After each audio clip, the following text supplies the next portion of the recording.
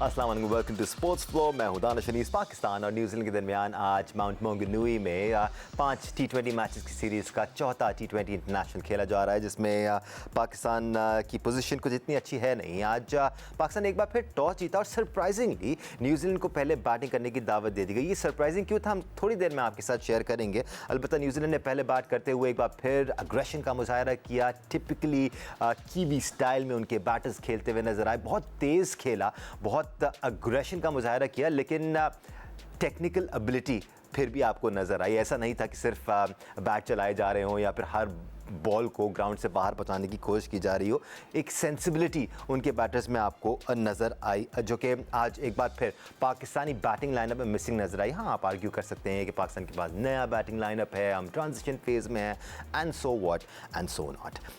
पाकिस्तान की इस वक्त पोजीशन ये है कि पाकिस्तान ने 8 विकेट्स गंवा दिए हैं और सिर्फ 69 रन पाकिस्तान ने इस वक्त बोर्ड पे लगाए हैं। पाकिस्तान के लिए इस वक्त अब्दुल समद और हारिस रऊफ क्रीज पर मौजूद हैं। पाकिस्तान की बैटिंग लाइनअप आज एक बार फिर बुरी तरह से फ्लॉप हुई। इस वक्त पाकिस्तान को 53 गेंदों पर 152 रन दरकार हैं, यानी कि ये मैच और ये सीरीज़ पाकिस्तान के हाथ से निकलता हुआ नज़र आ रहा है। सरप्राइजिंग क्यों था कि आज पाकिस्तान ने टॉस जीतकर पहले बॉलिंग करने का फैसला किया? इसलिए क्योंकि माउंट मौंगनूई पे अब तक कुल मिलाकर 14 मैचेस खेले गए हैं, जिनमें से 10 मैचेस में पहले बैट करने वाली टीम को कामयाबी हासिल हुई है। सिर्फ एक बार ऐसा हुआ है कि वो टीम जिसने चेस किया जीता हो, और वो भी न्यूजीलैंड की टीम थी जो कि होम टीम थी। होम टीम वैसे on a general basis Mount Maunganui में अच्छा परफॉर्म करती आई है, यानी कि न्यूजीलैंड अपनी कंडीशन में अच्छा परफॉर्म करती आई है।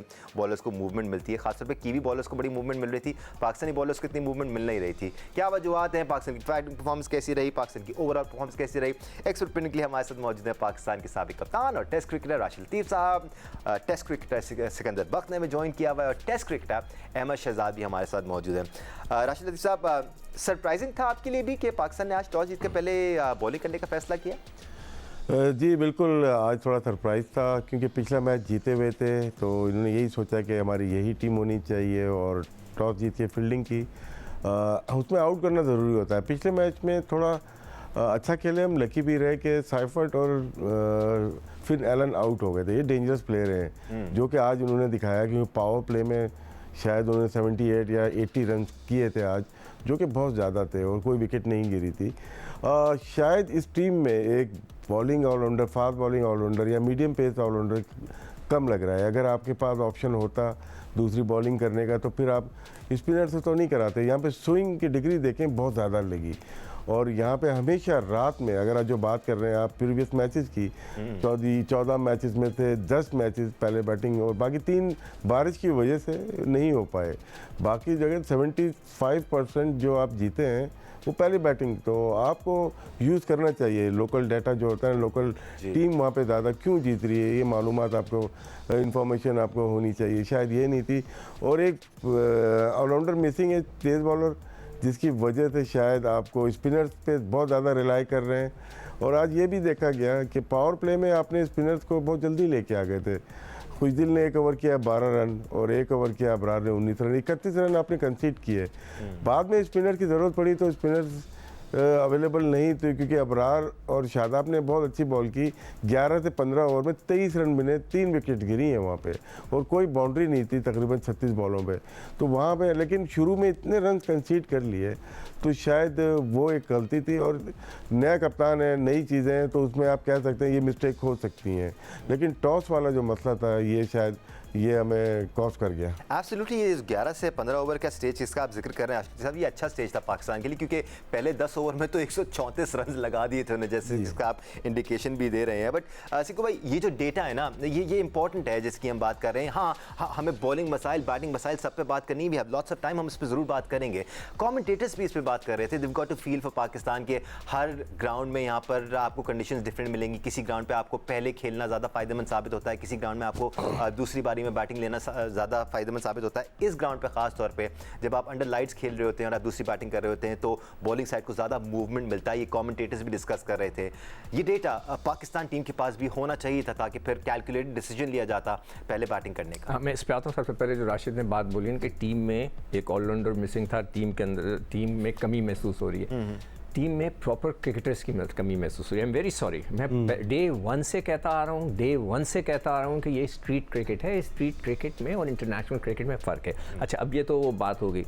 अब जो डेटा वाली बात हो रही है, ये वो डेटा है, ये तो 100% आपको ग्राउंड पे जाके देखना है। ये तो बहुत ही कॉमन सी चीज़ है कि आपने उसको क्लिक करते हैं, आपको हर चीज़ डिटेल्स आ जाती हैं, आप जाकर वहाँ पर किसी से बात भी कर सकते हैं। मगर जो मेरा एक्सपीरियंस है वो इन किस्म की चीज़ों का, जब मैं एनालिस्ट था और मेरा काम था ये डेटा प्रोवाइड करना, तो उस वक्त मेरे पास कौन कौन से प्लेयर नहीं थे। शोएब अख्तर थे, वसीम अकरम थे, वक्कार यूनुस थे, इंजमाम थे, यूसुफ थे, अफरीदी थे, यूसुफ यूनुस, पता नहीं कौन कौन था। इतने बड़े कोई नहीं देखता था। Nobody was interested कि जी वो देखें सुने, मुझे नहीं पता यहाँ पर क्या हाल है।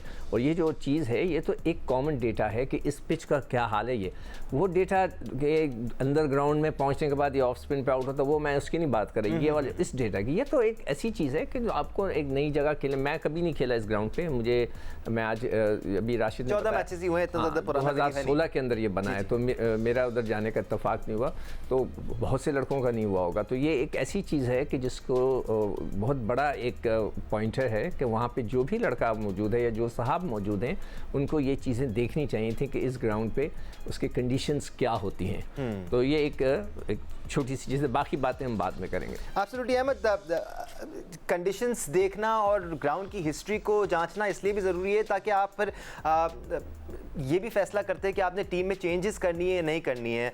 अनफॉर्चुनेटली आपने भी ये चीज़ बहुत विटनेस की होगी, ये जो विनिंग कॉम्बिनेशन वाली साइंस है ना, ये पाकिस्तान हमेशा से इस पर अमल करता आया है कि हम एक मैच जीत गए तो अगले मैच में भी हम उसी टीम के साथ जा रहे हैं, रिगार्डलेस ऑफ द फैक्ट कि उस ग्राउंड की कंडीशंस क्या डिमांड कर रही हैं, क्या वो एक और सीमर डिमांड कर रही हैं या नहीं कर रही हैं। जी बिल्कुल, दुनिया की क्रिकेट आगे बढ़ गई है, आपने कंसिस्टेंट रहना है और आपको ये जो बेसिक डाटा है इसका तो पता ही होना चाहिए कि यहाँ पे रात को जो दूसरी खेलने वाली टीम होती है वो स्ट्रगल करती है, जहाँ पे बॉल सीम भी होता है, जहाँ पे बॉल बाउंस भी हमें देखने को मिला। बड़ा डिफरेंस था। अगर यही पाकिस्तान ने अच्छा डिसीजन लिया होता टॉस पे, तो हो सकता है न्यूजीलैंड फंसा होता जिस तरह पाकिस्तान अभी फंसा हुआ है। लेकिन दूसरी तरफ अगर आप डाटा की बात कर रहे हैं तो किसी भी कैप्टन के लिए बहुत इंपॉर्टेंट होता है डाटा आजकल के ज़माने में। आई डोंट नो पहले क्या होता रहा है क्या नहीं होता रहा है। आजकल आपको बहुत आइडिया होता है कि for example Rashid Latif left arm spinner पे कितनी दफ़ा आउट हुआ है, किस पे स्ट्रॉन्ग है, कौन सा स्ट्रॉन्ग एरिया है, ऑफ स्पिनर के अगेंस्ट कितनी दफ़ा आउट हुआ है, शॉर्ट बॉल पे कितना आउट हुआ है, ग्राउंड के डायमेंशंस का डाटा, इस तरह हर एक प्लेयर का डाटा। और आजकल के दौर पे तो जो डगआउट में कोचेस जो है वो डाटा का वो सारा लेके बैठे होते हैं और फौरन से पैगाम अंदर भिजवाते हैं। इसका मतलब ये नहीं होता कि आप डिसीजन ले लें, इसका मतलब ये होता है कि आपको अवेयर होना चाहिए कि ये बैट्समैन अगर आप फंस जाएं तो आपके पास एक डाटा मौजूद है कि ये भी आगे इस बैट्समैन पे या इस बॉलर पे फंसता है। जहां तक रही आज की बॉलिंग की बात, देखें बैटिंग तो 221 मैंने आपको पहले भी बोला है, न्यूजीलैंड है, सीम हो रहा है, रोज 200 आप नहीं कर पाएंगे चेज, ऐसा नहीं हो पाएगा। आप शाहीन को देखें ना, 50 स्कोर आज फिर उसको ऑलमोस्ट 13 की एवरेज से हो गए, इसमें कोई बात नहीं करता है। और शिमाए हारिस रऊफ के आप देखें 12.5 की एवरेज से सारों को बॉलिंग हो रही है और बॉलिंग के बारे में कोई बात नहीं करता है। तो आपने सिर्फ 2-3 प्लेयरों को थोड़ी निकालना था टीम के अंदर से, आपने तो टीम बेहतर करनी थी, आपने तो यंगस्टर्स लेके आने थे। हम पहले भी बोल रहे हैं कि देखें एक आधे प्लेयर को आप निकाल के या डाल के, या पिछला मैच जो जीत गए बड़ी अच्छी बात है, मुबारक हो आपको, लेकिन क्या आपने अपनी ये बेस्ट 11 पिक की हुई है? क्या आपने आईसीसी चैंपियंस ट्रॉफी के बाद जो है वो जो चेंजेस करने थे वो किए हुए? वो नहीं किए हुए। उसके बाद फिर आपके पास ये देखे ना, शादाब खान को 4 ओवरों में जो है 50 स्कोर हुआ है, ऊपर से शाहीन शाह अफरीदी को जो है ना 4 ओवरों में 50 स्कोर हुआ है, इब्रार को 41 हुआ है और अब्बास अफरीदी को 3 में 38 हुआ है। सिर्फ हारिस रऊफ को जो है ना 4 में 27 और 3 आउट है। हारिस रऊफ हर मैच में ऑलमोस्ट पिछले 2-3 मैचेस से अच्छी बॉलिंग कर रहे हैं, लेकिन बाकियों को जो है आपके सामने दानिश स्टैट है। और अगर इस स्टैट से आप ये कह रहे हैं कि ये बड़ी जबरदस्त स्टैट है और वेल डन, और यही मजे की बात ये है दानिश कि ये बड़ी देर से इसी तरह के स्टैट्स हैं यार।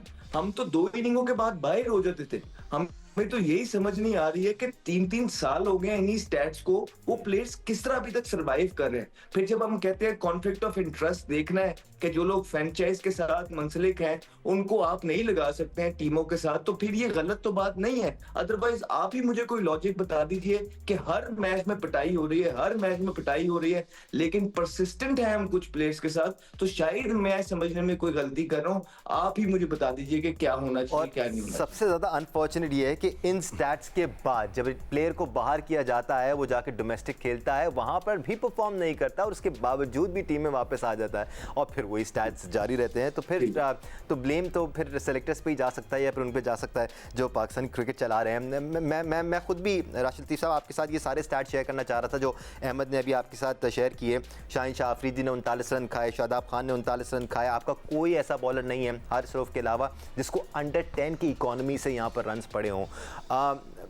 क्या वो बहुत ज़्यादा अच्छा खेले या हमने बहुत ज़्यादा बुरी बॉलिंग की? Because this is alarming. देखिए बॉलिंग तो बहुत ख़राब हो रही है और दोनों बैट्समैन हैं सैफर्ट और फिन एलन, दोनों बहुत ही ज़ोरदार बैटिंग कर रहे हैं। पिछले मैच में जल्दी आउट हो गए थे जिसकी वजह से वो सिर्फ 200 रन कर सके थे। वो जो ग्राउंड था उसमें काफ़ी रन कर सकते थे।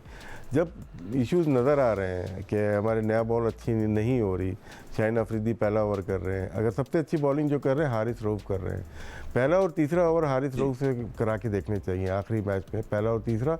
शादाब सीनियर बॉलर हैं हम, लेकिन खुशदिल शाह से दूसरा ओवर करवाते हैं और चौथा ओवर हम करवा देते हैं अबरार से कराते हैं। तो मेरे ख्याल से वो दायरे के बाहर क्यों आते हैं, ये क्वेश्चन मार्क है। और जैसी विकेट गिरती है राशिद लतीफ़ साहब, शादाब ओवर कराने आ जाते हैं वहाँ पर एक दो। तो हारिस तो सबसे प्राइम बॉलर है, वनडे में देख लें, T20 में जब टीम पे बुराई आती है ना तो वो उसको लीड करना चाहिए फ्रंट पे। नहीं मैं आज करता हूँ, नया बॉल मुझे दे दो।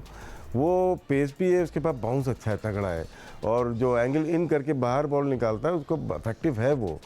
तो कभी कभार आप चेंज करते हैं, ये नहीं है कि अब हमेशा शाहीन अफरीदी ही पहला ओवर करेगा, नहीं, आप कभी कभार टैक्टिकली चीज़ें चेंज करते हैं। इसमें जरासीम जब मौजूद हैं कैप्टन में, आगा में लग रहा है वो नई चीज़ें